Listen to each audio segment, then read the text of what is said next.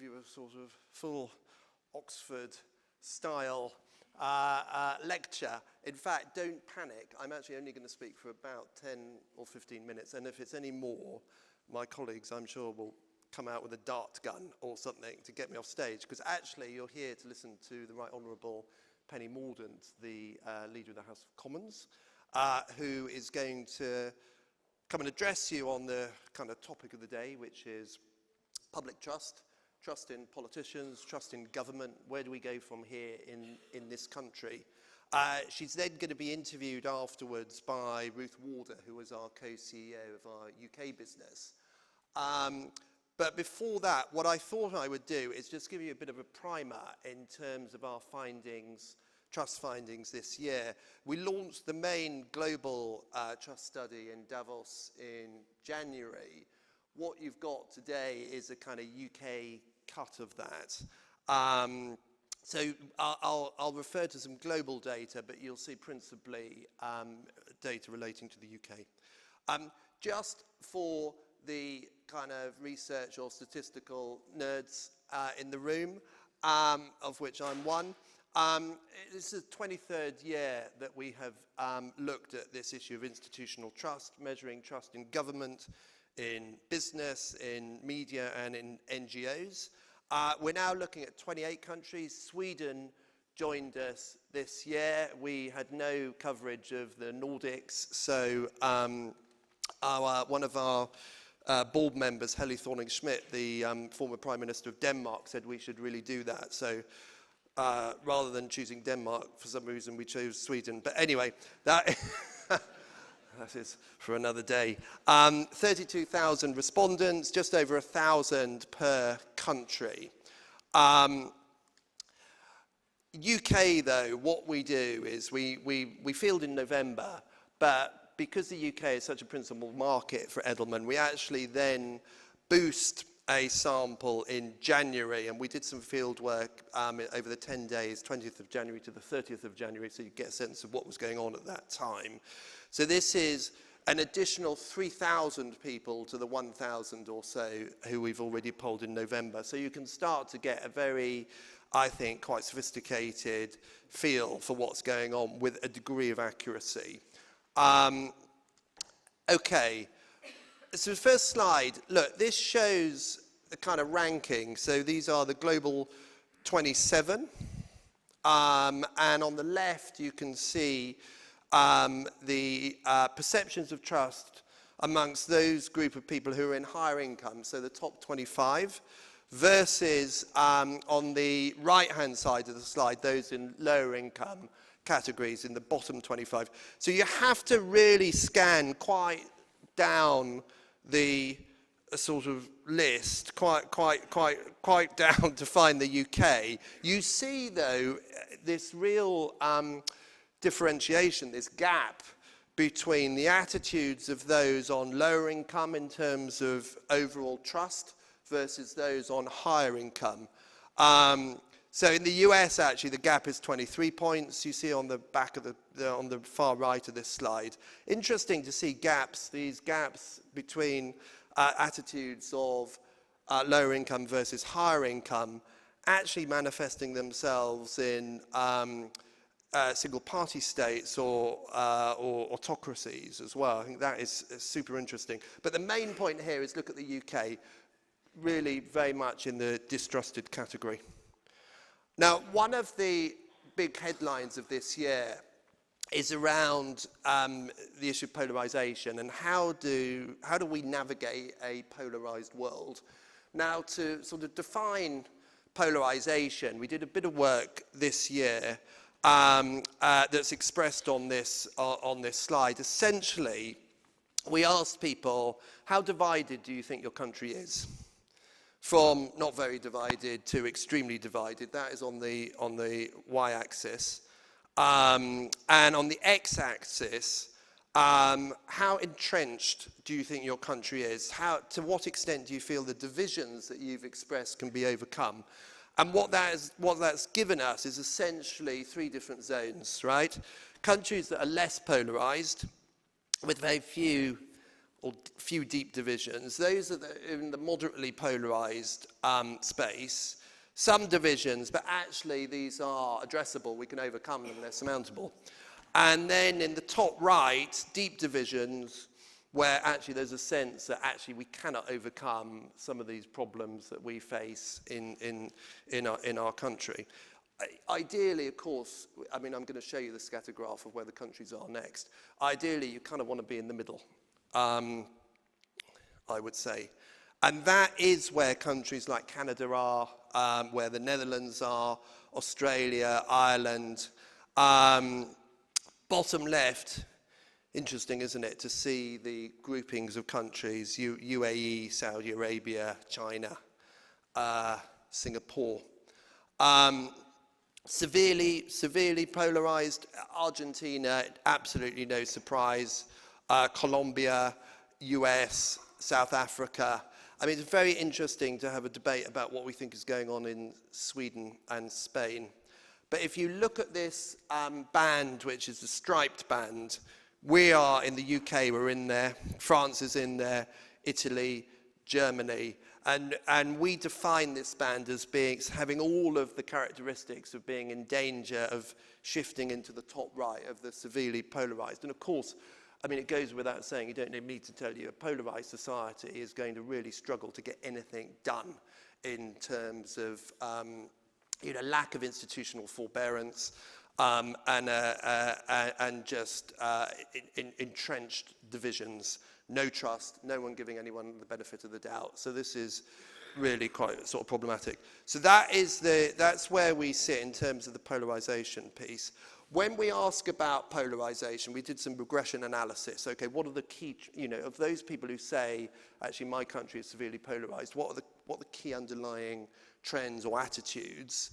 High levels of distrust in government, lack of shared identity, a sense that the system just doesn't work anymore, so systemic unfairness, economic pessimism, societal fears, things like worries about job losses, worries about automation, increasingly, and we've seen it this year, geopolitical worries, though they're not expressed as geopolitical worries, they're expressed by fears around war and nuclear war. It's the sort of thing that I worried about in the 80s when I got a leaflet through the door saying if there's in the event of a nuclear war, hide under the table. But those fears are like bubbling up again. And then in terms of thinking about the information surface that we're dealing with, real worries about distrust in media or information sources. This slide is really interesting. So as I said at the beginning, we look at trust in four institutions, in government, in business, in NGO, and in media. And when we look at trust, we understand it essentially with two vectors. One is competence. Are you any good at what you do? And you deliver it predictably over time in a way that, I know you're going to. And third is ethical. Can I trust you to do what is right over time? Bottom left is where government is at the moment. So neither ethical nor competent. That is according to 3,000 people in this country. So I think you can safely say that is how people feel. What's really interesting is what's going on with business.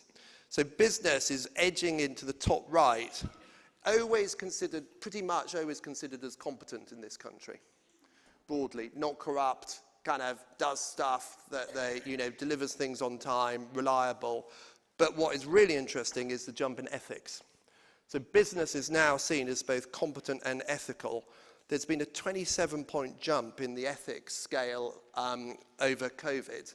My hypothesis on that, by the way, is that I think the furlough scheme and the fact that government and our taxes kept people, and borrowing kept people in work, is an ethical inheritance that has gone to business versus government. But I think that is really interesting. And it really speaks to, I think, both the opportunity and the risk ahead for business, because with high degrees of competency and a sense of ethics is also a belief that business really needs to step in and address some of the really systemic and complex societal issues that we face. And what you see on this slide is essentially the performance gap between what people expect of business and what they're doing. So take climate change. On addressing climate change, business is not doing enough. Well, 53% of people would say that, versus 8% who would say they're doing enough at the moment. You see the same gap, not doing enough on economic inequality, not doing enough on energy shortages, not doing enough on healthcare, not doing enough on reskilling, a critical issue if you think about generative AI and the impact that technology is going to have on jobs over the next. So there is a really interesting kind of expectation performance gap thing that we should be in business, we should really be worrying away about. Not least because there's another dimension of getting involved in societal issues. On the one hand, this back slide, on this previous slide, we want you to do more on climate change, reskilling, healthcare, and inequality. However, people also say that business is at risk of being politicized if you get stuck into these quite contentious societal issues. The red and the striped that represent the countries that are in either the top polarized or that band of in risk of being polarized. So there is a real risk here for business. We want you to do more. The expectation is to do more. Yet we also think there's a big risk that you could actually fall foul of politics, particularly true in polarized countries. Okay, so quickly canter through UK. No surprise here, a general sense across society of economic pessimism. Things are going to get worse, not better in the short term. So you've seen this big jump year on year in terms of people who say, actually, my standard of living is going to get worse over the next year. It was 41 last year, it's 57 now. I mean, this is we haven't seen levels like this of economic pessimism, and it's not that good when you look over the next 5 years either, when people, forecast out. So an 8-point jump. So people are very worried about their economic prospects. And more generally, they believe that the country is on the wrong track. And this is a sort of classic political question, right track, wrong track. So 3/4 of people say this country is on the wrong track. And you might think, well, this is a political issue. But actually, even if you look at those who would describe themselves as conservatively affiliated, almost half of those say this country is on the wrong track. So, there's no difference in terms of demographics, and there's not a lot of difference between low income and high income either. And part of the reason, obviously, people feel the way they do about the economy and the country's on the wrong track is because what they're actually experiencing themselves. This is a pretty sobering slide. This slide describes a range of things that people are doing at the moment or planning to do as a result of the cost of living crisis. So you've got 20% of people who are either planning to or have already used a food bank. That's 1/3, by the way, with the lower income group. You've got almost half of all people saying they're already dipping into spending when it comes to paying energy bills or food bills or just bills that haven't been budgeted for.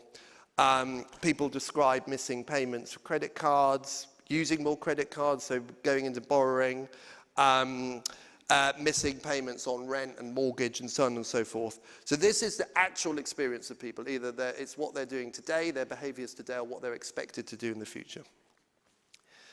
So not a lot of optimism around. And therefore, it shouldn't surprise us massively that when you look at trust in government, and it'd be interesting to hear Penny Mordaunt on this, we are at a 7-year low, 27 points. So that's 27% of people would say they trust the institution of government to do the right thing. And it's not just institutional, though. This trust issue is also manifesting itself in how people think about political leadership. So you can see the Prime Minister's trust rating has fallen by 10 points over the year to 25%. So that's 25% of people would say they trust the Prime Minister to do the right thing. You would assume that there would be potentially a bigger inheritance, or that the Labour would capitalise on this more. It's just 3 in 10 say they trust Keir Starmer to do what is right. Now look, to be fair, it's a 5-point jump year on year, and we are kind of 18 months out from an election. So you see the numbers moving around, but it's still pretty low. But you know what, it was even lower last year. Look at how Sunak is compared to Boris Johnson and Liz Truss. Interesting to see Liz Truss's ratings today. No, I mean, genuinely, I think it'd be quite interesting. I mean that. So one of the challenges, and one of the I think quite ingrained perceptions now, is that politicians are self-interested. They create division. You see some statistics here in this slide that they're actually negatively contributing to society. I think it's so interesting when you've all read the sort of read the coverage about the death of Betty Boothroyd, and that felt like a very different time in politics to where we are today. And this is, just to sort of build that point out a bit, this sense that actually politicians are, fair or not, increasingly seen as negative and divisive forces. Now, part of the, and I'm almost done, I promise, part of the challenge to be fair to politicians is we are living in a very divided society in terms of public policy. So 72% of people would say, this country is divided on the main issues of the day. And that's true of Conservative voters as much as it is true of Labour. And it's also broadly true across, there aren't real regional variations, and there's not a lot of demographic variations or income variations. So politicians are trying to grapple with and find solutions for a world where there are very divided views. And you see it on this slide. 43% of people would say higher taxes are necessary to deliver on the difficulties we face in the country, and exactly the same number say, well, we shouldn't have higher taxes. So quite how you navigate through that from a public policy position is quite hard, which really brings me to almost my conclusion, and these are really interesting slides. So you could think that people, are completely politically dislocated and switched off on politics. Well, that's not actually true. 3/4 of people say we should be dealing with this country's problems with new thinking, new ideas, and a new approach. So a complete kind of reboot of or reimagination of politics and problem solving. So think about this, the seismic shift with Thatcher or with Blair. So there's a real demand out there, a thirst for new ideas and a new type of politics. That, again, is true across regions and across income and demographics. And actually, 6 in 10 people say we should have an entirely new party. Now, Change UK didn't actually deliver a lot of change. And it's very, it's not like France with a presidential system. And Adam Bolton will know this better than anyone in this room. You cannot just create a political party out of thin air and answer this. But the way I would read this is not a new political party, but actually the reinvention of the political parties that we have today, I think. It's quite interesting. So that is the sort of backdrop to today's discussion. It's interesting. It's quite depressing, so forgive me for that. But I think there are some reasons to be optimistic in there, and from a political perspective, I think there's a lot to read from this, and which is why I'm so pleased that we have the Right Honourable Penny Mordaunt with us today. She's Lord President of the Council and Leader of the House of Commons. She, as you know, she took up her new role as Leader of the House and Lord President last September. And actually one of her first duties she oversaw was the accession proclamation of King Charles following the death of Her Majesty the Queen, which was, remember, an extraordinary moment. And she delivered that with incredible poise and authority. Under Prime Minister Theresa May, Penny was Secretary of State for Defence. She was the first ever woman to hold the post. She was also Secretary of State for International Development. She was a leading voice for Brexit, and she played a central role in the 2016 referendum campaign. She's a former governor of the World Bank. She is also MP for Portsmouth North for the last 13 years. And prior to entering politics, she headed organisations in the public, private and voluntary sector. She's been an aid worker. She's been an officer in the Royal Navy Reserve, and she's now honorary captain of the 2nd Mine Countermeasures Squadron. Her book, Greater Britain After the Storm, which explores Britain's role in the world and how to balance global and local priorities, is calling for a modernising reform in politics, government and markets to rebuild public trust. You'll remember, of course, last year, Penny stood for the Conservative leadership and came within touching distance of becoming Prime Minister. So I'm absolutely delighted to have her with us today. I think she's somewhere. Is she here? Here she is. Excellent. So can I introduce Penny Mordaunt? Thanks very much. Thank you. Nice to see you.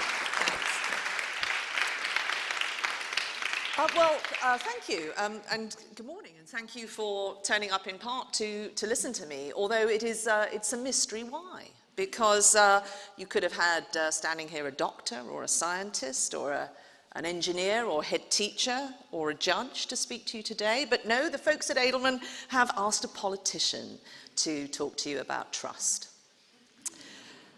I'm not here to endorse research or the commercial organisation. I'm not being paid to attend. I'm here because they were kind enough to invite me, and I believe that trust matters. And trust decay has real harm for our society and how it functions. Lose trust in democracy, and democracy dies. Lose trust in capitalism, and it fails too. The progress of humanity depends upon trust. Edelman have shown you the what, and I want to talk to you about what we can do about it, not just my profession, but us all. Everywhere, national governments, parliaments, and other authorities with their bureaucratized and traditional structures are struggling to be effective and to be relevant in the modern world. And they have been steeped in scandal. Politicians share this timeline of trust decay with leaders from every walk of life. I'm just going to give you a quick recap. Since the turn of the century, we've had our leaders rigging interest rates, laundering drug money, presided over an offshore banking system bigger than anyone thought possible, forced good companies into closure, and destroyed pension funds as they themselves grew wealthier. Collectively, they oversaw an unprecedented destruction of wealth and the collapse of the financial system. They watched as life savings placed into investment funds set up by leaders of previously unimpeachable integrity turned out to be Ponzi schemes. They sold off gold reserves to compensate for these exercises in corporate greed, while never once convicting a banker. Our spiritual leaders covered up sex abuse in the church. Our charity leaders sexually abused the vulnerable. Our child welfare leaders permitted child abuse. Our police leaders have allowed predators to wear a uniform. Leaders of the automotive industry lied about emissions, were imprisoned, fled the country while out on bail, and remain fugitives. Leaders of our water utilities polluted rivers and then covered it up. Global entertainment leaders have faced multiple allegations of sexual harassment and abuse. Britain's leading broadcaster falsely accused political figures of being child abusers whilst allowing actual abusers to commit crimes on their premises. Meanwhile, sporting leaders have been caught cheating and doping, human rights lawyers have been struck off for misconduct and dishonesty, and the offshore tax operation, thought to be a fraction of the UK economy, turned out to be a multiple of it. These failings, personal and organisational are nothing new. But today, it seems that it's not just that they don't work or some people are just wrong-uns. There are new layers to trust decay. The system feels rigged against you. Some are feeling economic shocks for the first time, as was pointed out.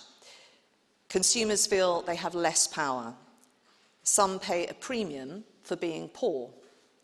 Life has got more complex. It's harder to help, harder to communicate, to share platforms, to cut through the noise, to understand the world around us, to feel invested and invested in. Harder not to feel overwhelmed in the face of existential and greyer threats, or the dizzying pace of technological change. We've got generational voids. Young people are fixated on rewriting and tearing down the past because they don't believe they have a future. Older generations just want to stop the noise, the constant change, the bullshit as they see it. They want to stop their world being turned upside down, stop their values and institutions being belittled or patronised. These changes in their eyes are a type of catastrophe. They've lost the stars to steer by as slowly the constants and comforts of their youth have disappeared. The high street has been hollowed out. Their childhood heroes have been debunked and their past has been rewritten. Local has been replaced with national and international. They feel overwhelmed that their world has been Amazonked. So why this complexity and division? The spread of consumer society partially explains this, providing ever more efficiently to our own personal preference. We have all got very specific requirements about our food, our work, our holiday, destinations, cars, clothing, just about everything. And in fact, we express our economic franchise far more frequently than we do our political franchise. In politics, we get to vote every 4 or 5 years, but in economics, it's every hour of every day. The rise of the internet means that we can join groups that appeal directly to our own beliefs. Extremism can find extremists all over the world. We're far more connected internationally than ever before, and we can find anything to believe in there, and people frequently do. And then there is the growth in media, and especially social media, commercially dependent on conflict. We have many shared values, but when did consensus ever sell popcorn? We now have a media that is deliberately controversial and confrontational. We have commercialized conflict. We have Pacific commentators whose job it is to stir things up. And the simple truth is that harmony and contentment is not valued by some media. Nor is it universally popular amongst politicians too. And these forces are conspiring to make us feel more atomized. Previously, we were split by gender, sexual preference, location, marital status, education, football club, religion or politics. Now we're split further. Are you vegan? Are you FBPE, BLM, Brexiteer or Remainer, nationalist or unionist, woke, non-woke, Zoomer or boomer? This complete atomization means that people do not feel that their values are shared. At best, those with different opinions are abused. At worst, they are cancelled and demonized. We have become a million different types of they. And when this happens, trust between groups breaks down. Some are genuinely afraid of saying the wrong thing, or at worst, mental health has suffered. For some of this, it is exhibiting itself in a new kind of vice, the paranoia of conspiracy.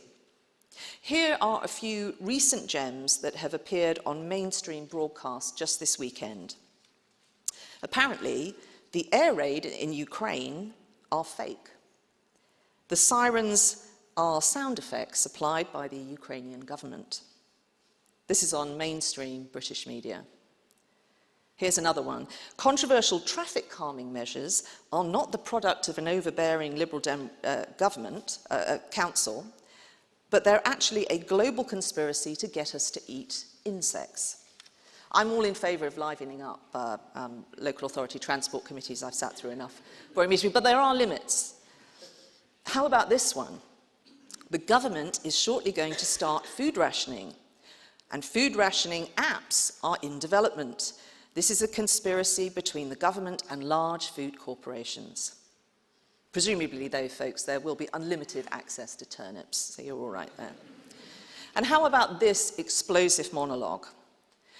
Quote, "Are we simply to be fed on a diet of propaganda right down to the lies about health and food and the climate and war and biology and race until we are so unwell, confused, exhausted and anxious that we don't notice when we pick the last penny out of our pockets and lock us down in a digital ghetto watched round the clock by cameras and listening devices we pay through the nose for to carry in our pockets, and the rationing of tomatoes?"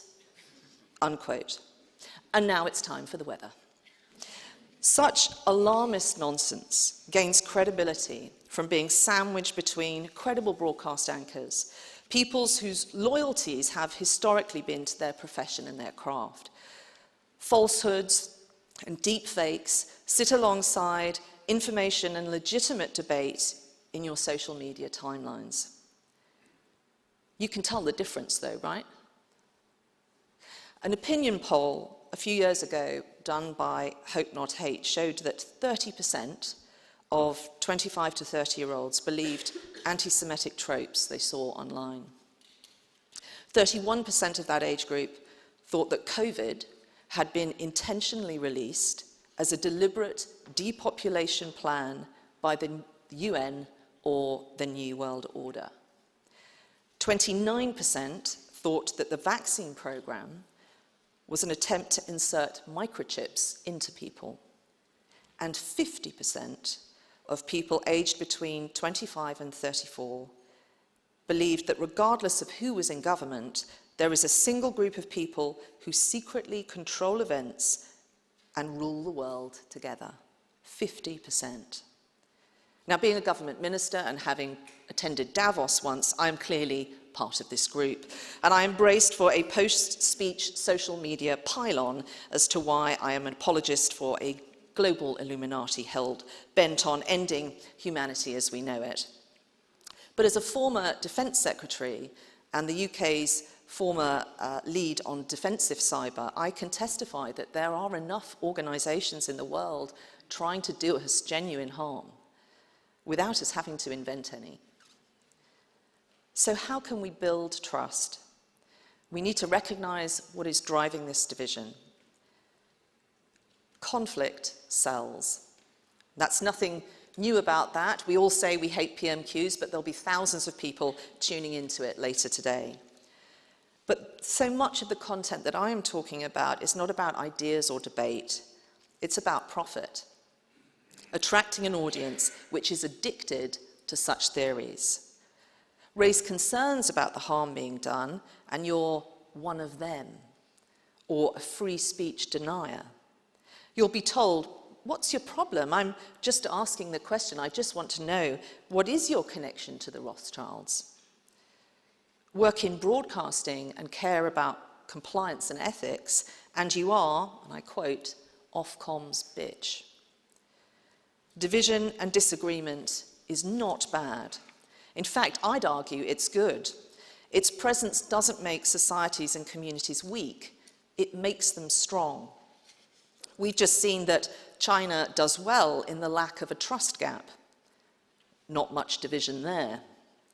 But I don't want to live in China.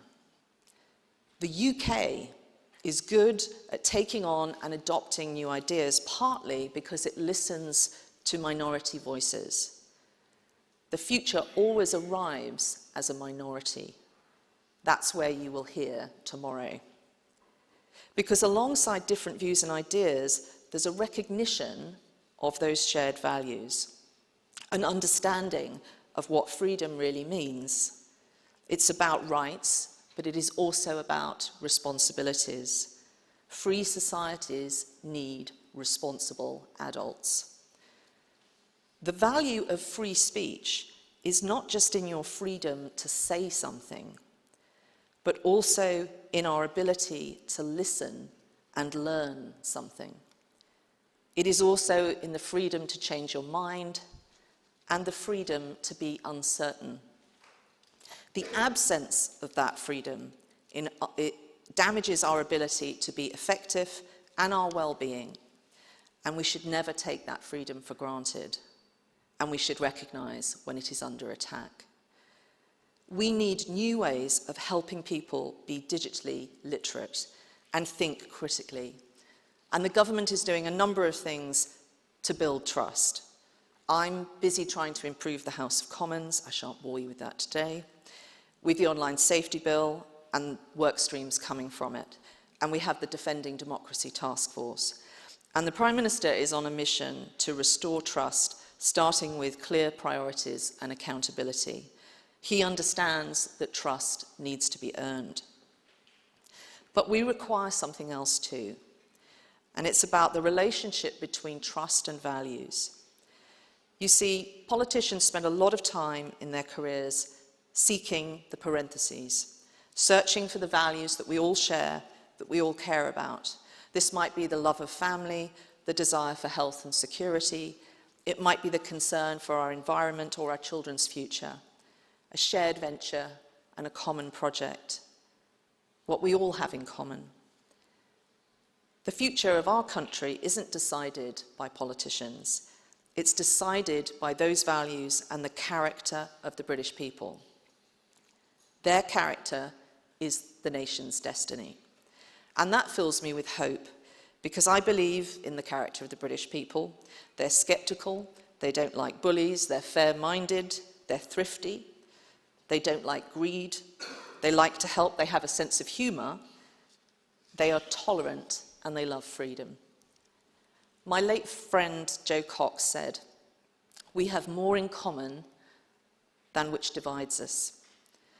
Her words are freighted by the manner of her death. And if the Commons were to have a motto, it should be that. Politicians have an important role to play. We have convening power, and we can, when we choose to, bring people together. And we should. Because before we find answers, we must find those shared challenges, common ground, truths we know to be self-evident. And where you find common ground, you will find trust. Establishing those shared values starts with being prepared to defend them. That is what we can do as politicians, and it's what we all must do as citizens. You see, you don't need to trust the former, but we all need to trust the latter. Thank you.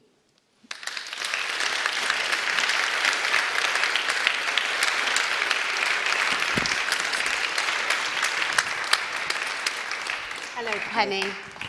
Powerful stuff and lots of ground covered there. It's great to have you here. Thank you so much. Let's get straight into it.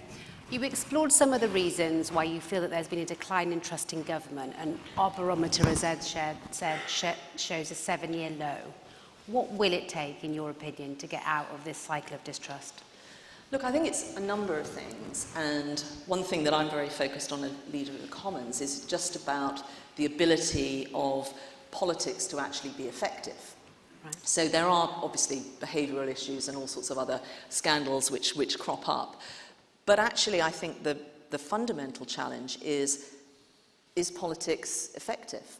I quite often have surgeries every week, and I have to tell a young person who's just ordered something online which is arriving that afternoon in the space of a few hours why it's going to take 4 years for us to put something through Parliament that they really care about. So some of these structures are just outdated. We have such huge challenges, the pace of change is so dramatic, trying to remain situationally aware, which you need to do just not on one particular issue, but on everything if you're in politics. These are real challenges that many of your audience will recognise from their own organisations.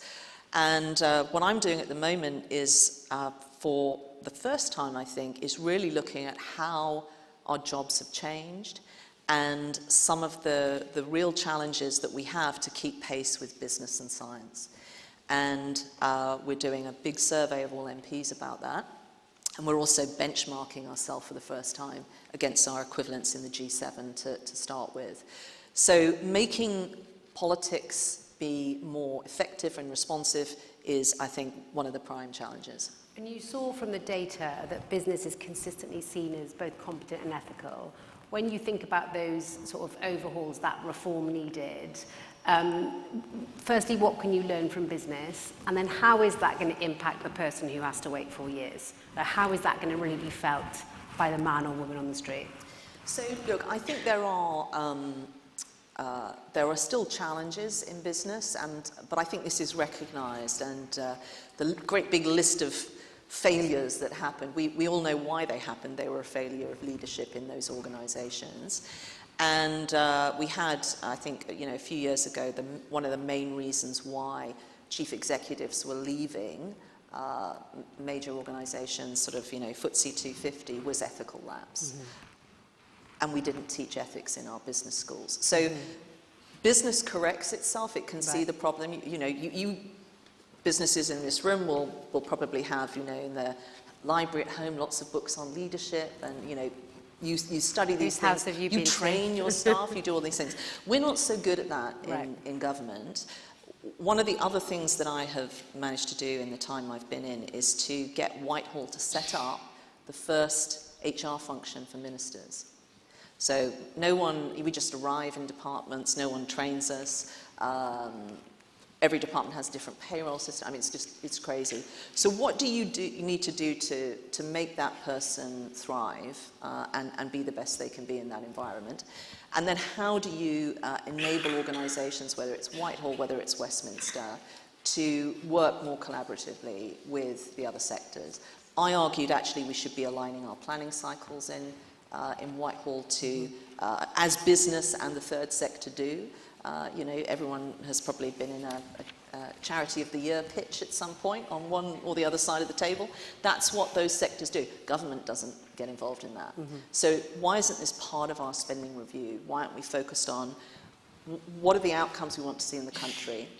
Forget at the moment what's in Treasury coffers.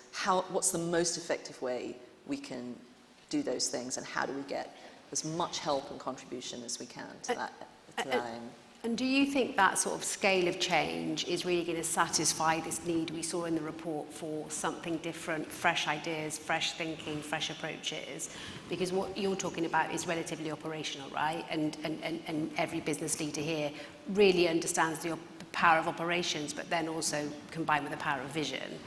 How are you going to combine some of those bits with the vision to really sort of drive that clear change people want? So you do need a vision. And where historically you've had governments that have struggled, it's because they haven't set that out. And you need that so people can understand what their role is in it. The frustration I think a lot of people have with politics is not that there aren't answers to the problems we're facing. It is that people do have answers, but they can't contribute, or they're prevented from going and setting up a venture that would assist, or they're just depressed at the snail pace that we move at. So you do need a vision, but what then stops that coming into effect is just organisations that are not effective. We have some massive opportunities right now to approach things like regulation in a completely different way. And we have the technology to enable us to do that. We know what we need to try and do, but getting there is always the challenge for Whitehall. And you spoke a lot, particularly at the end of your speech, around this idea and this importance of shared values that you feel is kind of missing or has at least been eroded. Obviously, the report shows depressing levels of polarisation. How can those shared values be achieved in that context? It's a much tougher job. What's your view on how that can be driven by government? So I think those values are there, and they're in that list of what it is. I think in the British character, what we all have in common. But they are often kind of knocked out of focus for us because of all of these things that are going on, because of people not being able to have conversations in the way that they used to do, because of misinformation, the confusion of the modern world, all of those things. And you can see at moments when those values come back into focus. I mean, you mentioned in my introduction the death of the late Queen and the accession of the new king. That was a moment. You didn't have to be, a fan of the monarchy to be moved by how the whole country responded to that moment, from the, guards of honour formed by pony clubs and tractors up in Scotland, right through to the, marmalade sandwiches scattering across, parks in London. It's those moments that remind us of those things. And we had that actually during COVID. Streets suddenly started taking an interest in the little old lady at number 3 who they'd not spoken to. We had this huge civic outpouring, which we haven't really consolidated and capitalised on. And people felt part of that national effort. And so you have moments where that's really brought to the fore, and we are really effective as a nation when those things happen. But do you think that also applies to the younger generation? Because, the engagement in things like the coronation, or obviously the Queen's funeral, when we look at the data, normally we'd be looking to the younger generations for optimism, for hope. They've got their whole lives ahead of them. But actually their feeling is just as pessimistic as everyone else. And so, how can politicians better engage with that generation, or what is the plan? And I see the point on these kind of momentous moments in time, but for the younger generation, that's less relevant to them. How can politicians re-engage, engage, and get them to believe in the system a bit more? Well, we have to create, promote, and amplify hope. That is kind of our job description as politicians, because, as I said at the start, if you don't believe that democracy works, you disengage from it, and then democracy doesn't work. Ditto on capitalism. These things are, Tinkerbell's lights. Stop believing in them, they stop working. So if we have an interest in making sure that young people still trust those systems and that way of life, we have to show them that it works. I am obviously an optimist. I wouldn't be doing my job if I wasn't. But we have so many amazing things going on in this country. I mean, just what we're doing in science, finding all kinds of solutions to problems that are, very, very challenging. We have the capability to do anything. And if we have enough focus, if we create those missions, and if we explain to people what their stake is in it. And I think that's what young people want. They're looking at their future. They've got some immediate things that they would like in their life about home ownership and all of those things. We have to ensure that we have an answer to those. But we also have to give them, some hope that they're not going to be on a planet with no water and an increased amount of conflict going on. And that should be what we do as politicians. And for that generation, building trust back as the next generation, how can politicians do that? Build trust in you mentioned at the start of the conversation, the example of 4 years to do one thing with this kind of immediate expectation. You've talked about some of the reform. How can government and politicians, what are the mechanics other than just the visionary mechanics to make young people feel a bit more part of the story, really? So we have to be effective, and we have to be able to move at a faster pace. And we have to be more situationally aware. I mean, some of the issues I spoke about in the speech, you all know about this, right? You all know about. You'll after this, you'll look at your Twitter timeline. There'll be some crazy stuff going on in there. But we don't start talking about it in Whitehall till we're fairly far down the track, and it's one of the reasons why I wanted to just raise it today, because it's such I think it is a very corrosive issue.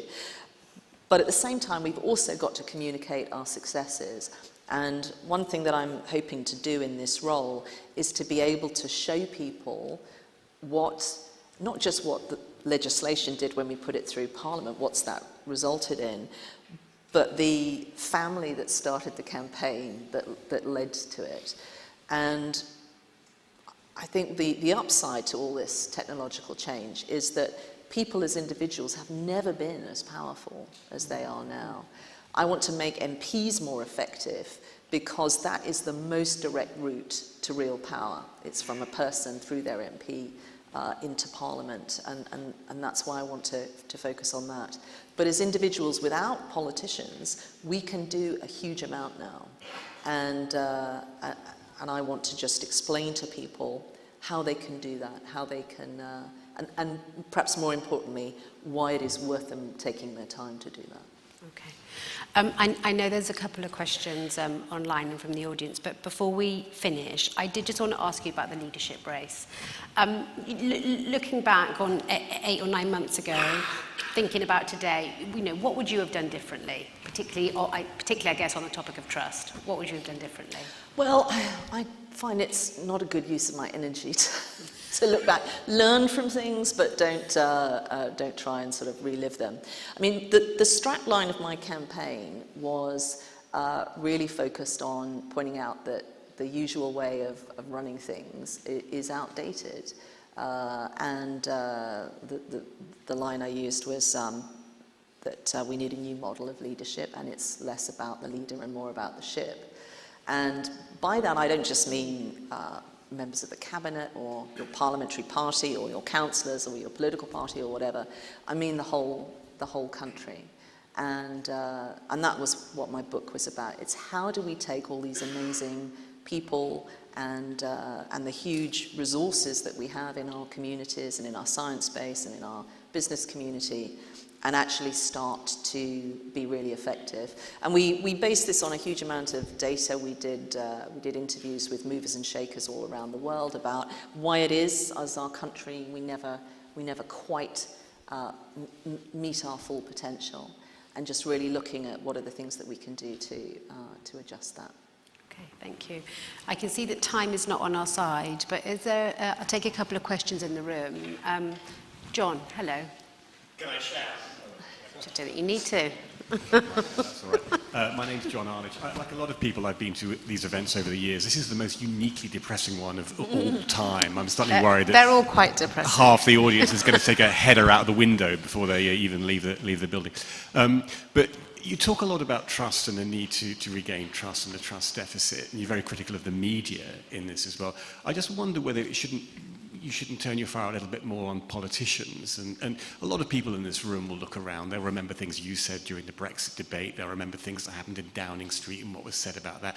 And they just feel they were kind of lied to. They were told falsehoods. Isn't part of regaining trust not just talking and criticizing the media and other people, but just apologizing and saying, we got this completely wrong. We told you things that weren't true. We misled you. We weren't straight with you. We abused your trust, and we're sorry. So, I hope there are things that I have apologised for, and I'll give you an example, and that was what happened during Liz Truss's premiership. And so I don't have a problem saying sorry or we got this wrong. I am going to defend, though, what we did on Brexit. I know that there's lots of people that don't like what we did. We did, I think it was a very important democratic exercise, and that people took information from a whole raft of sources and they made up their minds.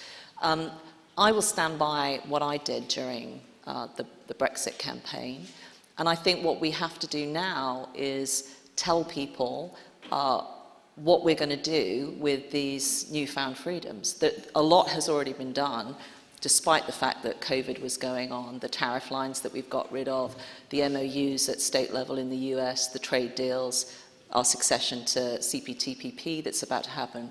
We've got to start articulating to people where these opportunities are. I still believe it was the right thing to do. What I think is difficult and quite unique in politics compared to corporate organisation, for example. In fact, one of my military assistants had a great expression, which was, Mom, none of us are as stupid as all of us. And if you were an individual plotting a course from the vote to where we are today, it would probably look quite different. But all of us were involved in some way. Whether it's Brexiteers or Remainers or the House of Lords or the House of Commons or the protesters standing outside or our courts, we were all involved. And so it was messy. Democracy is messy. But I took a great positive from that whole experience. It was a total pain in the arse and everyone was fed up with it and we were desperate to be talking about something else. But what it showed me is that the institutions of our country are really strong. And we were faced with these impossible situations. Sometimes we just had no idea how we were going to make progress on them, but we did. And it wasn't just Parliament, it was the courts, it was all sorts of other things. And we got through it. And I think that is a positive thing. There are many other things I could say about my colleagues and behaviour and fact check and all sorts of things. But I do take these things seriously, and it's part of the reason why what I've said today. I'll take one. Oh, hello. Hi, Matt Kelly from the New European.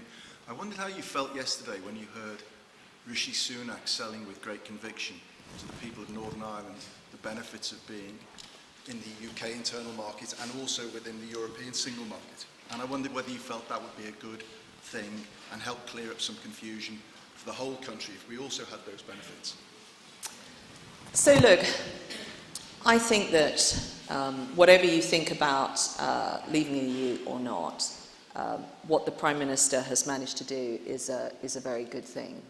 And we want the Assembly to be set back up. We want that community to be able to look forward and be masters of their own destiny. And these things sound trivial. People were taking the mickey out of us about being able to move sausages around. Sound trivial. No. Specifically, the advantages being in both the UK single market, internal markets, and the European single market was selling it with great conviction to the people of Northern Ireland, and that's specifically what you've taken away from the So I am answering your question. And the reason why, these do sound small things, but the reason why they are profound is because, and as someone that sat on the Withdrawal Agreement Joint Committee under both Lord Frost and Michael Gove, is that we couldn't move the EU on these very basic things. Nothing in the real world has changed other than people's minds to allow things that we have been suggesting for many years to happen. So we're in I think, a much better place, and we need to allow those communities the time to look through that deal and to make up their own minds on it. But if I can get to the heart of what you're saying, which is why did we leave the EU? Yes, correct. Which is what you're really asking me. Thank you. You could just ask me. And the reason why, I mean, the public voted for all kinds of reasons, for sovereignty, for, everyone will have their own individual reasons.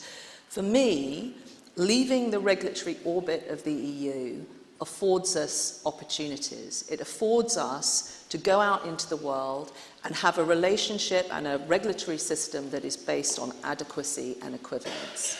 And we couldn't do that in the EU.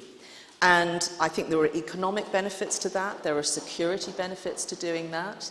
I have been going, when I was Trade Minister, I was going state by state around the US at state level, which is where the regulation sits. It's going to be easier for people in the UK who work in technical professions, in financial services, in architecture and engineering, to go and work on projects in the US or do US business than it is for someone in those professions in the state next door.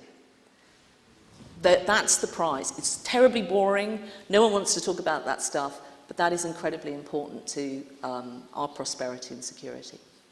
Penny Mordaunt, thank you very much. Ed, thank you very much. Audience, thank you very much. And that's the end of the Trust. Thank you. 2023.